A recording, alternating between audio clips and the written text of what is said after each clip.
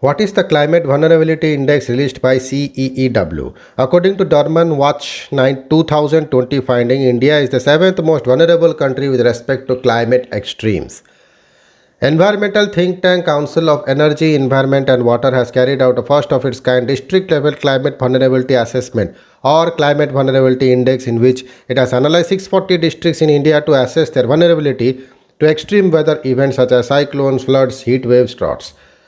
How are the climate vulnerability index assessed? The CVI maps exposure, sensitivity, and adaptive capacity. It also helps map critical vulnerabilities and plan strategies to enhance resilience and adapt by climate proofing communities, economies, and infrastructure. Instead of looking at climate extremes in isolation, the study looks at the combined risk of hydromet disaster, which is floods, cyclones, and droughts, and their impact. The study does not take into consideration other natural disasters such as earthquake.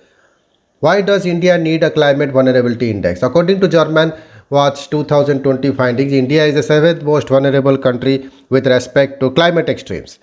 Extreme weather events have been increasing in the country, which such as super cyclone Amphan in the Bay of Bengal, which is now the strongest cyclone to be recorded in the country.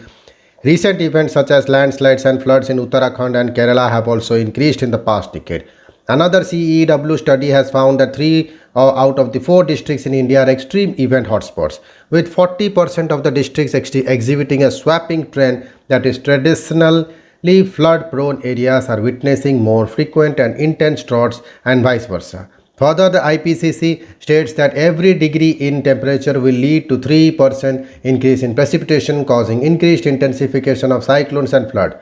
What are the findings of the Climate Vulnerability Index? According to CEEW, Assam, Andhra Pradesh, Maharashtra, Karnataka and Bihar are most vulnerable to extreme climate events such as floods, droughts and cyclones in India. While 27 Indian states and union territories are vulnerable to extreme climate events, 463 districts out of 640 are vulnerable to extreme weather events. Dhemaji and Nagaon in Assam, Khaman in Telangana, Gajapati in Odisha, Vijayanagaram in Andhra Pradesh, Sangli in Maharashtra and Chennai in Tamil Nadu are among India's most climate vulnerable districts. More than 80% of Indians live in districts vulnerable to climate risk. That is, 17 of 20 people in India are vulnerable to climate risk, out of which every 5 Indians live in areas that are extremely vulnerable. More than 45% of these districts have undergone unsustainable landscape and infrastructure changes. 183 hotspot districts are highly vulnerable to more than one extreme climate. 60% of India's districts have medium to low adaptive capacity in handling extreme weather events. These districts don't have robust plans in place to mitigate impact. Northeastern states are more vulnerable to floods. South and central are most vulnerable to extreme droughts. 59 and 41% of the total districts in the eastern and western states respectively are highly vulnerable to extreme cyclone. Which are the best performing states and why? The CVI has ranked 20 states, out of which Assam, Andhra Pradesh are the most vulnerable to extreme weather events, and Kerala, Tripura and West Bengal are the least vulnerable. The study points out the difference in the vulnerability of states ranks in the marginal, making all states vulnerable. But Kerala and West Bengal have performed well comparatively despite both being coastal and dealing with threats of cyclone and floods annually.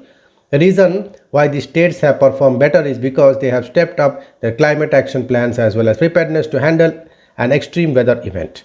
The index takes into account certain indicators when assessing the preparedness of a state or district. These include availability of critical infrastructure like cyclone and flood shelters, government mechanism in place including updating of disaster management plans, mitigation strategies, standard operating procedures before, during and after an extreme weather event, such as how people and livestock are being evacuated or how food is being mobilized and how the administration prevents losses of lives and livelihood. What has compounded the impact of weather events? Apart from intensity and frequency of extreme weather events which have increased in the country, the report finds that land disruptions have increased the impact of these events. Land disruption primarily points to anthropogenic activity including change of land use, increased construction, reclaiming of land for development, resulting in disappearance of forest, wetlands, mangroves, and other such habitats. These ecosystems have traditionally acted as a natural buffer against such extreme weather, reducing the impact. With their disappearance, the impact of weather events have increased and are being felt more across the country.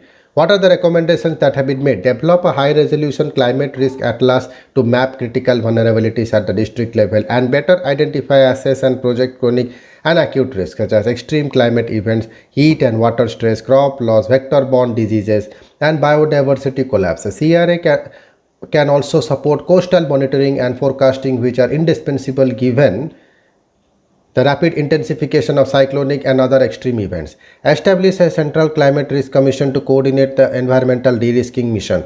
Undertake climate sensitivity-led landscape restoration focused on rehabilitating, restoring and reintegrating natural ecosystem as part of the developmental process. Integrate climate risk profiling with infrastructure planning to increase adaptive capacity. Provide for climate risk interlinked adaptation financing by creating innovative CVI-based financing instruments that integrate climate risk for an effective risk transfer mechanism. Thank you.